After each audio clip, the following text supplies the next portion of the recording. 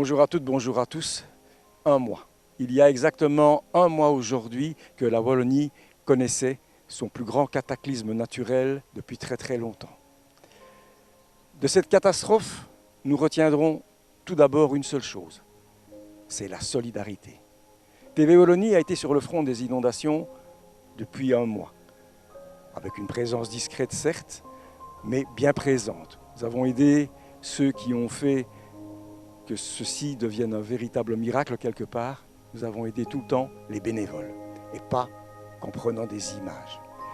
Nous nous sommes toujours donnés comme ligne de conduite de ne pas montrer la misère humaine. Nous n'avons pas réalisé d'interviews de personnes sinistrées, nous n'avons pas pris des nouvelles sur le coup parce que nous pensions que ce n'était pas ce que nous devions faire. D'autres télévisions l'ont fait et l'ont bien fait. Aujourd'hui, après un mois, nous faisons un premier point. Je vous demande de regarder le reportage jusqu'au bout, car nous avons non pas remangé notre parole, mais nous avons découvert avec les bénévoles une dame qui vivait seule avec son chien. Et là, nous sommes allés la trouver et elle vous racontera elle-même, elle s'appelle Martine, elle vous racontera tout ce qu'elle a enduré et vous constaterez avec nous qu'il y a eu bien sûr des morts directement emportés par les eaux, mais que cette catastrophe a aussi entraîné des dommages collatéraux allant jusqu'à la mort. On remerciera donc tous les bénévoles qui sont venus des quatre coins de la Belgique. Merci à nos amis flamands qui n'ont pas hésité à venir prêter leur concours. Merci à ceux du Hainaut qui sont venus. Ils sont venus de partout. Et nous remercierons aussi, et nous ne les oublierons pas dans nos remerciements, les Français, les Italiens et les Autrichiens qui, professionnels de catastrophes, sont intervenus directement chez nous. Voyez, les images qui sont derrière moi parlent d'elles-mêmes. Ici, nous sommes dans un quartier complètement sinistré de Traux, qu'on appelle La Fendrie. Voilà ce qu'il en reste. Nous sommes au milieu d'une ville fantôme. Il n'y a plus âme qui vive. On n'a pas encore enlevé tous les déchets.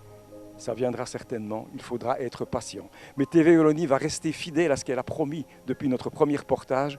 Nous resterons sur le terrain jusqu'à ce que le dernier sinistré soit relogé. Le 14 juillet 2021 restera à tout jamais gravé dans la mémoire collective des Belges comme le jour où le fléau est arrivé. L'homme croyait avoir maîtrisé le cours d'eau. Il avait oublié qu'on ne commente pas aux éléments.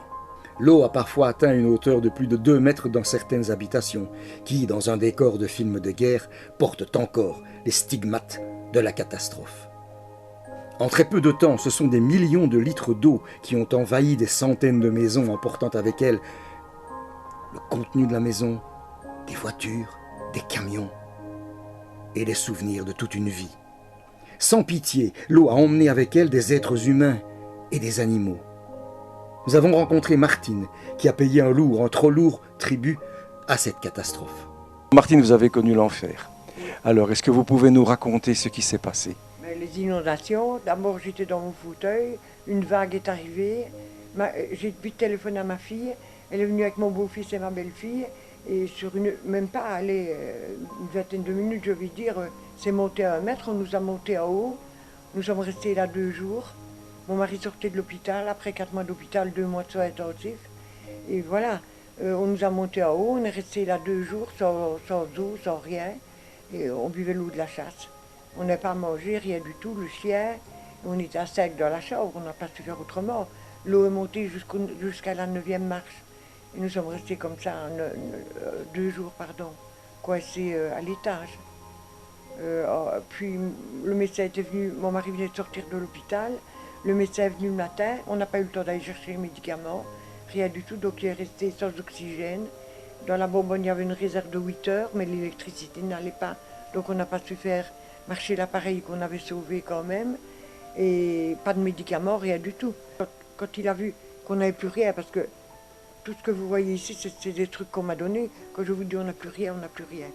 Tout ce qu'on avait ensemble, on a tout perdu, et j'ai perdu mon mari la veille, il y a 3 jours, pardon. Voilà. J'ai voulu aller aux toilettes, moi je ne sais pas marcher, je suis tout ankylosée, j'ai pas vu qu'il était à terre. J'ai pas voulu allumer ma lampe torche de mon GSM pour pas les éveiller. Mon fils dormait dans un 3 places, mon mari dans un 2 places. Je suis revenue des toilettes, puis j'ai vu le corps de mon mari à terre. J'ai cru qu'il venait de tomber. J'ai appelé mon fils pour essayer de le relever. Moi, je n'avais pas la force, mais j'ai senti qu'il était tout froid. Et puis les funérailles, j'en peux plus en fait. Voilà. Vous savez, on a beaucoup à apprendre de cette catastrophe. Il y a des bénévoles qui sont arrivés ici. Et La solidarité que je vous coupe, c'est extraordinaire ici. Hein. Là, 2 jours que je suis ici, ça n'arrête pas. Hein. C'est Pierre, Paul, Jacques qui viennent de Bruges, d'Anvers, de partout. Et beaucoup chez les Flamands, je trouve. Je suis franchement étonnée. Oui, et je voulais justement vous dire, si on est chez vous maintenant et si on fait votre interview, c'est parce qu'on a vu un des bénévoles qui est revenu. Il vous a vu, il vous a demandé ce que vous aviez besoin. Vous avez dit, moi j'ai besoin de rien, je veux simplement quelque chose pour mon chien. Et c'est en voyant ce bénévole qui pleurait que nous sommes venus. Alors, votre chien est à côté de vous, je crois que c'est votre... tout ce qui me reste en fait. C'est tout ce qui me reste. J'ai mon fils, j'ai encore 2 autres enfants, mais ici dans la maison, c'est mon chien qui n'en a plus pour longtemps en plus. Il a une grosse maladie de cœur, il a de l'eau dans le cœur et voilà. Il est tout perturbé, hein. Il ne voit plus mon mari. Et puis alors c'est pas ses meubles, il n'a plus aucun point de repère, voilà. Et alors je ne trouvais pas de logement parce que mon chien. Il fallait un rez-de-chaussée, parce que moi je ne sais pas monter à l'étage. Et puis le chien, personne ne le veut. Moi je ne veux pas euthanasier le chien non plus. Hein. Ça fait 10 ans qu'il remplit ma vie. Quand je suis triste, c'est quand même lui qui est à côté de moi. Et voilà, je ne saurais pas. Je ne saurais pas, je monte à vivre ici, moi. Hein. On peut comprendre, oui. Ça va aller, hein. On va m'aider.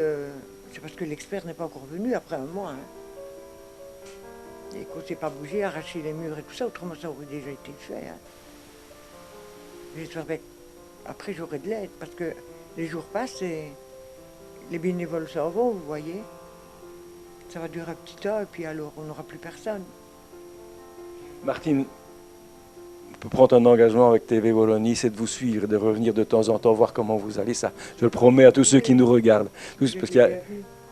Oui, ça je m'en doute bien, mais on va essayer de faire en sorte que votre vie change un petit peu, votre cadre de vie qui pourrait peut-être s'améliorer, mais on va vous suivre. Comment on va suivre? J'ai pas le choix. C'est un fait. On dirait que je dois recommencer une nouvelle vie, je sais pas. Parce que j'ai plus de mari, j'ai plus de meubles, j'ai plus de souvenirs, j'ai que ce qu'il y a à l'étage, mais mes vêtements, j'en ai à foutre en fait de mes vêtements. Je préfère voir mon mari là, moi, je vous le dis. Là, je vous comprends, Martine. On va se quitter comme ça, mais je vous promets, on revient. Ça va? Ça va, vous êtes les bienvenus. Merci, Martine.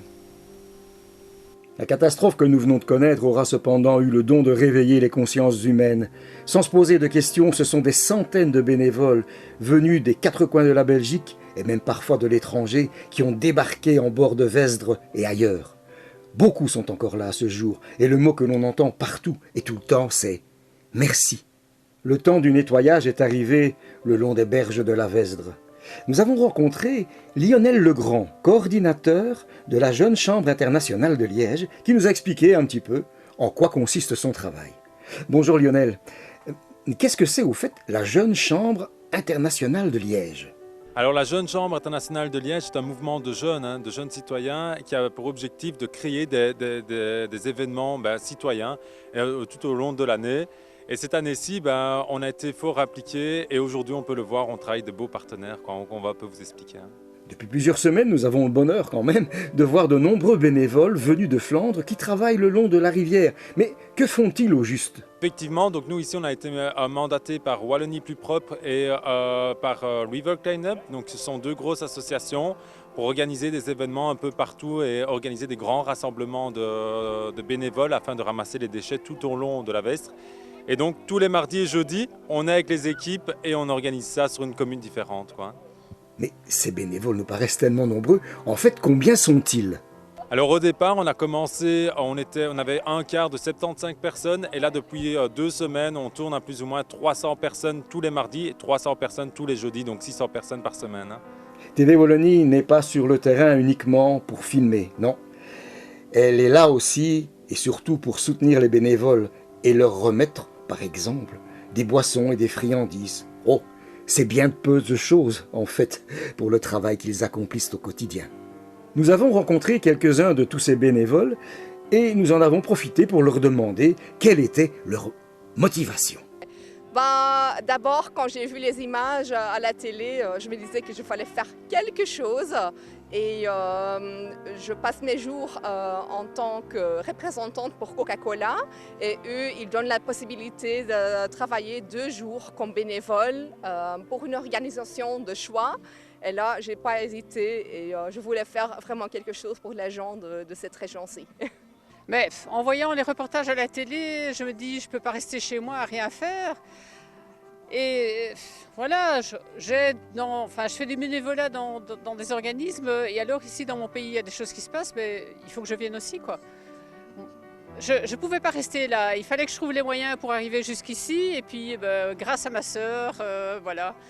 Quelle surprise, quel plaisir et quel réconfort aussi de rencontrer sur le terrain l'acteur-réalisateur liégeois Bouli Lanners, lui aussi venu pour soutenir les bénévoles. Dites-nous, Bouli, qu'est-ce qui vous a décidé à vous impliquer dans cette nouvelle aventure? Ouais, je suis venu ici, je fais toute la vallée depuis 3 semaines maintenant et j'amène des bières fraîches parce que je pense qu'au-delà du fait de boire une bière, c'est simplement un moment où les gens aussi ont besoin de se mettre ensemble et d'avoir un petit break. Et puis là, il recommence à faire chaud, les gens ont soif, quoi. Ici, moi, j'étais par hasard le jour où c'est monté. Ma famille a été impactée. On habite le long de la Vesdre. Donc, dès le lendemain, j'ai vu ce que c'était. Donc, j'ai nettoyé des caves. J'avais un groupe électrogène. J'avais un peu de temps. Et donc, du coup... Et puis, une fois qu'on commence, on a rencontré tellement de gens qui viennent de tous les côtés que c'est difficile de décrocher. Donc, nous, ça fait 3 semaines qu'on bosse tous les jours. Et avec d'autres gens, on a rencontré plein de gens. Et c'est un tel foutoir qu'il faut vraiment qu'on continue parce qu'il y a plein de gens qui sont encore vraiment dans la merde. Permettre aux sinistrés de manger des repas chauds, c'est aussi l'affaire des bénévoles. Nous avons rencontré des cuisiniers et des cuisinières, de fortune bien sûr, néerlandophones, qui ont donné de leur temps pour le bien des autres. Bonjour Yolande, en fait, combien de repas faites-vous par jour? Je fais environ 150 repas par jour. Et hier, par exemple, c'était 215. On a essayé de faire une variation d'ingrédients et de repas. Et on a fait ça avec une équipe qui est venue de Turnat et avec des gens qui se sont ajoutés à notre équipe. Philippe Duquesnoy, vous êtes le coordinateur, si je puis dire, des bénévoles de ce petit restaurant improvisé.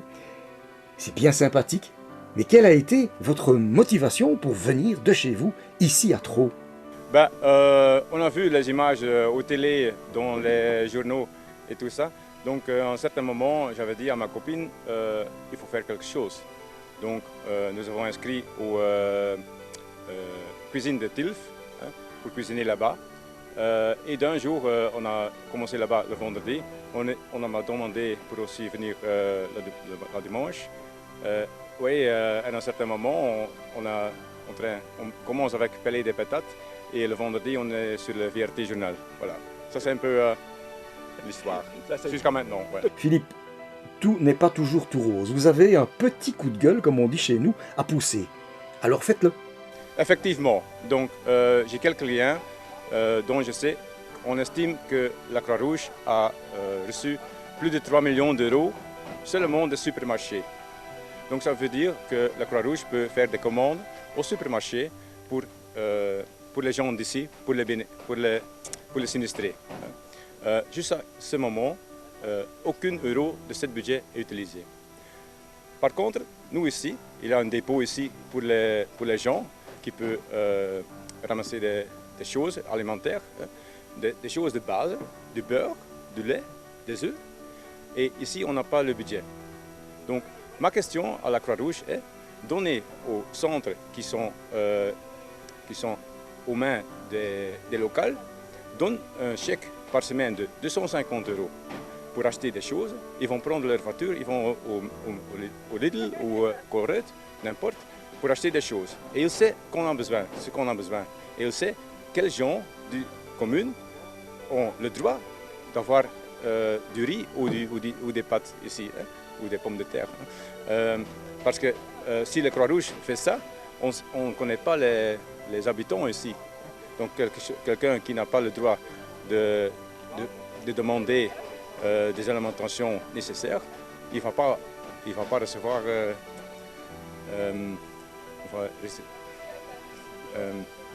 even wacht. Il est en flamand, c'est pas dur à penser, pas dur. Ouais, non. Quand il y a quelqu'un qui vient ici, qui n'a pas le droit, on va le dire ici. Le local le connaît.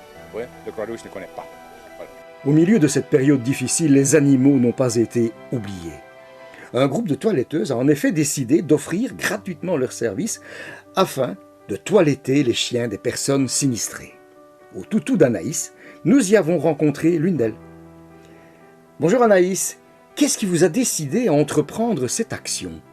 Alors on a vu sur les réseaux, sur la radio, la télé, etc. que des personnes avaient été touchées par les inondations, aussi les animaux, et on s'est réunis, 6 toiletteuses et 2 stagiaires, pour venir en aide aux personnes qui avaient des animaux qui ont été touchés par ceci. Et du coup on fait ceci gratuitement, à certaines conditions bien sûr. Ici moi je suis installée sur Flémal, une autre sur Barème, une autre sur Armée, on est un peu dispersés. Donc il y a une personne également qui fait les transports.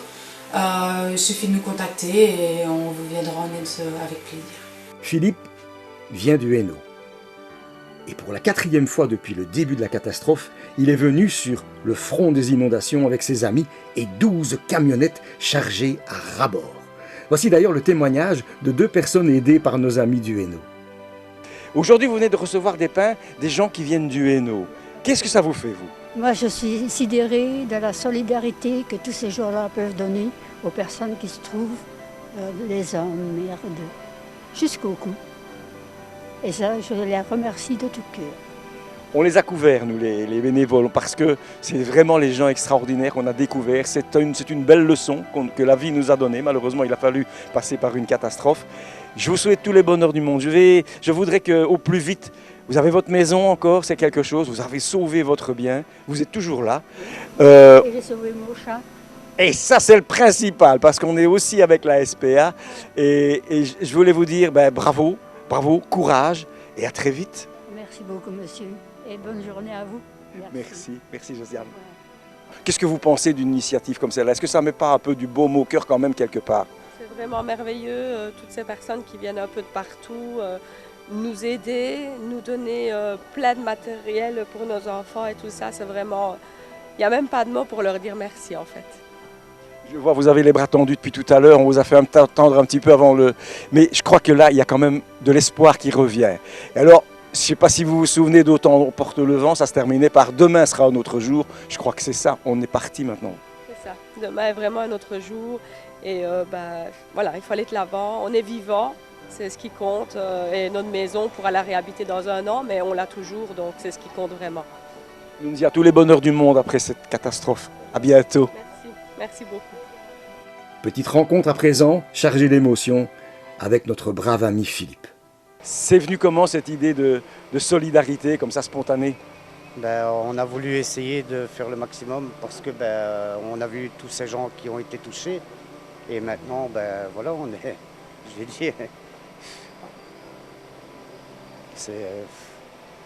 on est des humains quoi. Voilà, j'ai beaucoup d'émotions encore toujours, même si c'est la 4e fois, on ne se remet pas de ce genre de choses-là. Phil, tu as décidé de venir, c'est le cœur qui a parlé, ça on le comprend très bien, mais alors tu as fait comment? Comment toutes ces camionnettes, comment tout ce matériel, comment tu as fait? C'est tous des amis qui travaillent avec moi et on s'est tous mobilisés. Et alors sur Facebook, on a fait les relais sociaux, on a essayé de donner un maximum pour que les personnes viennent à nous. Et nous, on est allé en fait chercher tous les meubles que les gens pouvaient nous donner. Donc voilà, on a essayé d'être le plus solidaire possible quoi.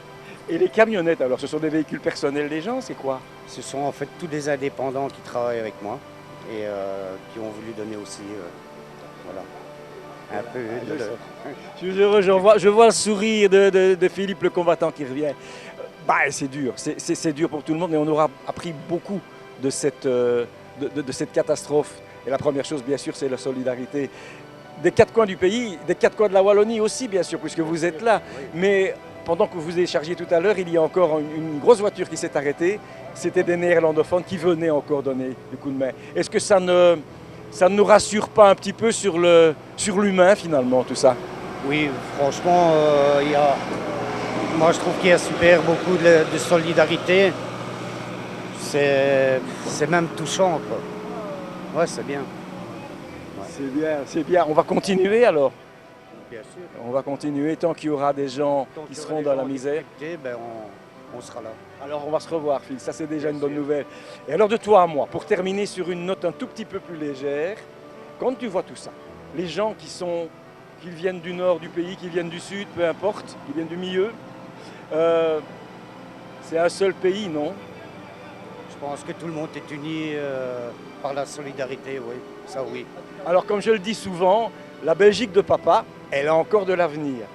Et alors de toi à moi, parce que personne ne nous écoute, personne ne nous regarde, est-ce que tu ne crois pas que quand on voit comment on se démerde, pardonnez-moi l'expression cher ami, comment on se démerde, est-ce qu'on a encore vraiment d'autant de politiciens pour mener le pays?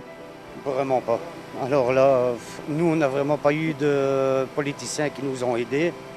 On vient de Mons, donc je dis moi à Mons, c'est personne qui nous a aidés au niveau politique.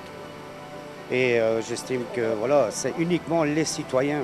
Donc c'est les citoyens en fait qui ont un grand cœur. Le reste, zéro. Oui, ben c'est encore une leçon qu'on va tirer. Je pense que la classe politique pensait à un moment donné que le citoyen allait se rapprocher d'elle. Et j'ai bien l'impression que c'est exactement le contraire quand nous interrogeons les gens sur le terrain. Oui, tout à fait. C'est vraiment l'inverse parce que voilà, moi la politique, il ne faut même plus m'en parler. Phil, nous sommes à trop. Tu n'as pas fini ta journée avec tes bénévoles et tes camionnettes. Tu vas aller maintenant à Pepinster. Alors, encore une fois, et ce sera la dernière pour aujourd'hui, merci Phil. Merci pour tout ce que tu fais et on viendra encore te revoir. Ça va, ok. J'ai presque envie de dire hélas, parce que si je ne te vois plus, ça veut dire que tout va aller bien. Mais je crois qu'on va encore se voir pendant un certain temps. Oui, merci Phil. Merci beaucoup à vous. À bientôt. Lors de notre tournage, nous avons rencontré par hasard 2 personnes pleurant à chaudes larmes. Et ce n'était pourtant pas des sinistrés pour autant. Mathie, bonjour, on se rencontre pour la première fois. J'ai vu que votre épouse qui est là était extrêmement émue. Alors je me suis dit que peut-être vous étiez des gens qui sont sinistrés, mais pas du tout. Vous venez de Hollande. Alors quel est votre sentiment en arrivant ici? Oh, je n'ai pas des mots. C'est incroyable. C'est incroyable. Vous connaissiez la région avant? Un petit peu. Par le tourisme peut-être? Pas ici. Hein. Ah non, ça change évidemment. Vous avez été impacté aussi aux Pays-Bas, ça a été quelque chose aussi. Est-ce que c'est aussi terrible que chez nous? Oui. C'est la même chose? C'est la même chose. Ici, nous avons perdu bien des habitants. On en retrouvera peut-être encore parce qu'il y a des personnes qui sont toujours disparues. En tout cas, merci d'être venu parce que je vous vois, vous n'êtes pas venu en curieux, vous êtes vraiment venu vous recueillir ici. Vous êtes très ému, je ne vais pas continuer parce que je sens que je vais pleurer avec vous. Merci beaucoup, Mathie. Ainsi va la vie. Après le désespoir, viendra la reconstruction. L'homme, heureusement, a cette capacité de pouvoir s'adapter à toutes les situations. Il nous faudra bien du courage à tous, car les spécialistes du climat en sont maintenant convaincus, nous connaîtrons encore ce genre de catastrophe. Plus la planète se réchauffera, plus le taux d'humidité augmentera. Nous n'y sommes individuellement pour rien. Mais plus que jamais, il faudra se méfier de l'eau qui dort.